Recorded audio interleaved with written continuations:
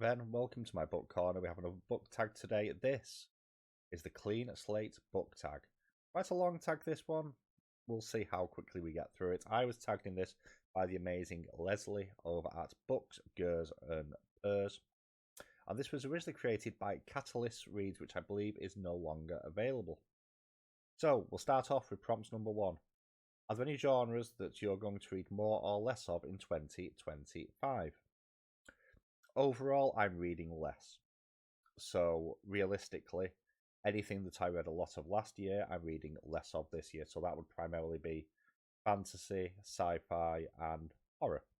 And possibly romance as well.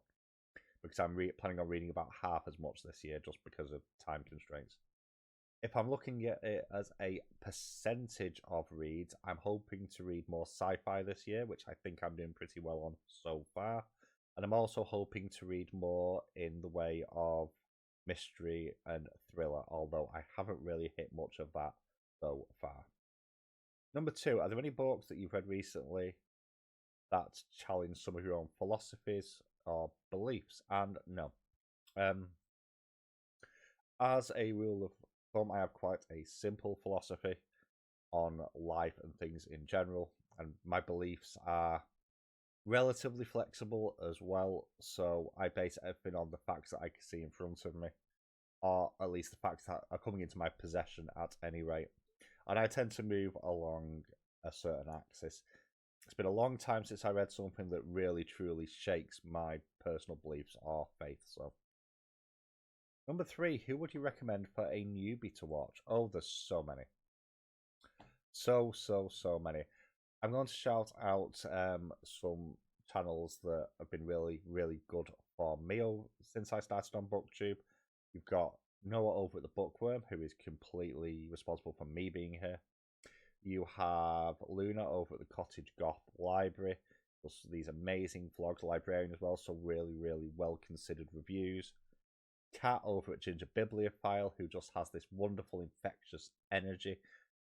Elaine over at Cobalt Dragon, who has so much interesting stuff, especially around paranormal sort of subjects and history, and a real fascination with non-fiction that I do not have, but also fiction as well. It does bleed over both ways.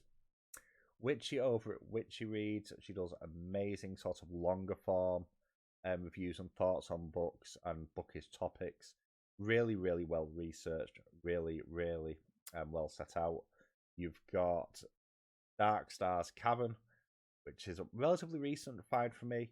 If you want to see pretty books and an amazing hat, Dark Star is absolutely the way to go. I am definitely missing some people. Book Hermit is absolutely amazing. If you're looking for like a really, really supportive channel as well, MJ over at Reading This Life is amazing. You also have Greg over at Another Bibliophile Reads as well. Alan over at Big Hard Books and Classics. The list is endless, and I'm sure I've just forgotten someone. If I have forgotten, I will link you in the comments down below. Please don't be offended. Everybody's amazing. And obviously, actually, we also sort of wandered into AuthorTube a little bit as well. So the two that I spend most time sort of wandering around is Margaret Pennard and obviously Leslie as well. So a couple of shout outs there as well. Number 3, where's it gone? There. No, we've just done that. Number 4, do you have a book bucket list? No. I'm vaguely curious to read certain books, things like Handmaid's Tale or Dune or the rest of Hitchhiker's Guide to the Galaxy, but I don't kind of have this Mount Rushmore of books that I want to visit. Especially now because I tend to read a lot more indies than I did a year ago. I'm actually more interested in exploring the indie space than what I'd call these legacy titles, partially because quite often when I see these genre cornerstones, they don't hit as well for me, partially because I struggle with classics, partially because quite often I've seen the evolution of those ideas over time. The exception to that is Lord of the Rings, which is phenomenal, but even then I think in some cases, in a technical sense, that has been surpassed. So there we go. Number 5. What is it about BookTube that surprised you the most? First off, the algorithm, because it's totally broken and is bipolar on every level. It baffles me. But the community, which is something everybody says, but it is so true. The sense of community on BookTube is truly phenomenal. So supportive, so positive, so understanding, and some of my people that I class as my best friends I've met through BookTube. Not met them in real life yet, but that doesn't matter. Number 6. What are some of your goals? Doesn't have to be BookTube related, this, but I'm going to mention a couple anyway. I want to hit 350 subs by the end of this year. It's a bit of a pipe dream at the moment, but there we go. And I just want to get better at communicating my own ideas. And the reason I started BookTube, I've said this before, was to get over a chronic lack of confidence. BookTube has been a massive part of helping me get over that. And I think I am getting better. And I just want to keep evolving the way I can communicate those ideas and get better at analysing not just books, because I need to do this sort of stuff in work as well, but just in general, and also to make more connections. I want to get more confident doing that. So for me, it's all about building confidence, to be honest. Number 7, if you could meet, dead or alive, any artist, writer, or musician, who would they be? I'd love to meet Terry Pratchett. Like, my favourite author by a country mile. Such an amazing, amazing person. And to write the satire that he does, because in many ways, to me, Discworld is a satirization of society as it was, as he was observing it, but not be mean-spirited about it, because there isn't any mean-spiritedness in the majority of the Discworld books, I think is a phenomenal achievement. And I would just love to just sit down and have a cup of tea and just a chat with him. Just absolutely amazing, amazing, amazing author. Avid gamer as well. He did mods for Oblivion. Such an interesting man.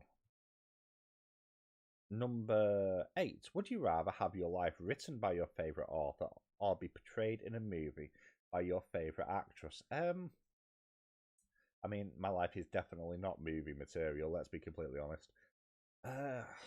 Probably written, but part of me would actually prefer it not be, and be more passed down as an oral tradition, so it can gain magnitude over time and make me far more interesting than I really am. So there we go. That's my thoughts on that one. Number 9. What are some of the challenges you overcome or would still like to improve in regard to your channel? This is just a self-belief thing. I want to get better at editing, but time is kind of against me. But I want to be better at my planning. I have got better, but occasionally things get in the way, as life often does. But as I already mentioned, for me, it's all about confidence and kind of building that on camera, because when I started, this was a faceless YouTube channel, because I had no confidence to put my face out there. And again, just connections, just make more connections. Continue with decent organic growth and engagement. That's all I really want, to be honest. I'm not in this to make money, because there's no money to be made here, realistically. But I just enjoy talking about books, and as long as I'm still enjoying talking about books, then that's all that matters to me. Number 10. What advice would you give to someone that is thinking about deleting their YouTube channel? I go through this once every 3 months without fail. I'm about to swing into this thing. Have I just swung out of it? I kind of lose track, but like at least 2 or 3 times a year, I sit there and go, what is the point of this? And just take a step back. And Elaine's going to laugh at this, because I'm the worst person for taking my own advice. Don't look at your numbers. YouTube lies. Don't get dispirited if you have a video that does really badly, especially if you've had one that does really, really well. The algorithm is demented, and it'll just randomly bury stuff. So, and then other times it will just catch on, and it is potluck sometimes. I would say, if you are thinking of deleting your channel, do take a step back. You need to do what's right for you. And examine if that's what you want to do and why you're not enjoying it anymore. If you're enjoying it, then there's no point deleting it. Just keep on doing it. If you're not enjoying it, look at why you're not enjoying it. Take the step back and evaluate. And then sometimes it'll be a case of you just needed a rest. Sometimes it'll be a case of just reevaluating the amount of time and just reducing your output or altering it in other ways.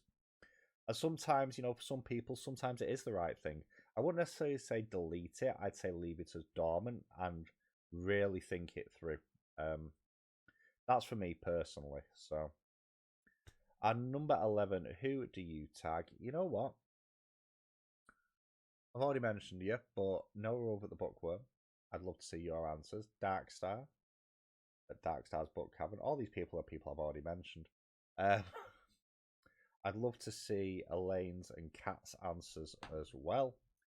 I think Kevin's done this, but I'm going to tag him anyway over at Kevin Toll Reads, which I can't remember if I mentioned him in channels to watch. Absolutely watch Kevin and Book Chat with Pat as well. Side points, I knew I'd forget someone before. Who else? Right, where are you? Names are escaping me. It deleted it again. It has. I'll link people down below. But there we go. Another Book Tuesday, another book tag done. Hope you've enjoyed this video. If you do, please consider giving it a like, dropping a comment down below, and if you're not already, please consider subscribing as well. It really helps me out. Thank you so much for watching. I'll see you all very soon.